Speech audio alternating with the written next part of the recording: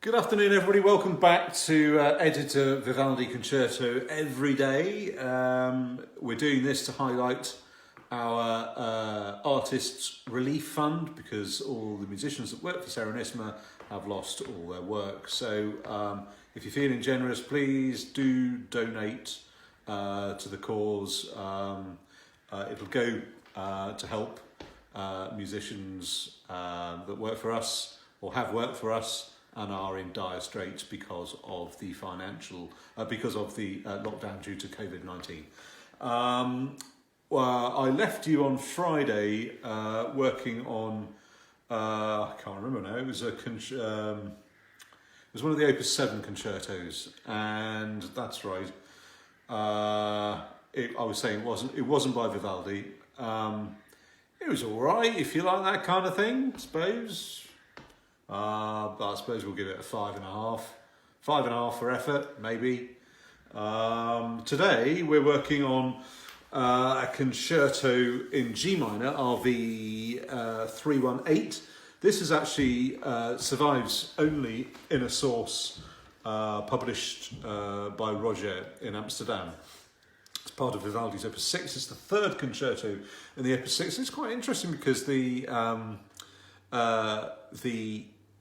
accompaniment parts, there's no second violin.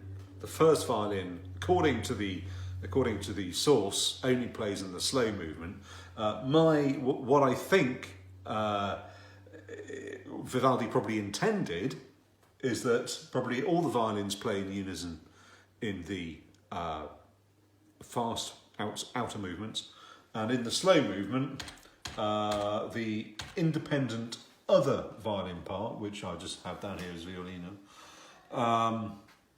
would have been taken by the second violin, and the first violins would have played just the tutti parts, i.e. the crotchets, along the top. It's a concerto that smacks very much of Leicester Armonico.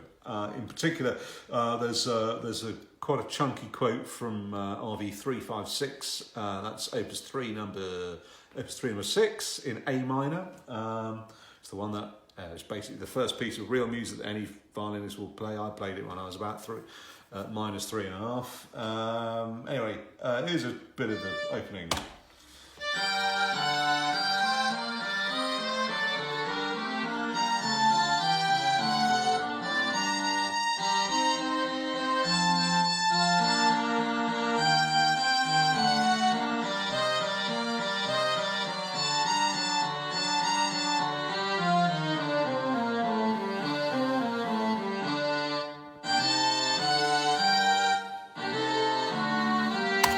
So there you go. It's a really nice piece. I think I've finished it already. It was quite a quick one to do.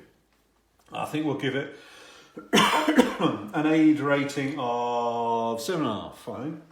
I think. Interesting last movement. You may remember that on Good Friday we looked at a concerto in G minor, RV 155, which is classed as an orchestral concerto, but the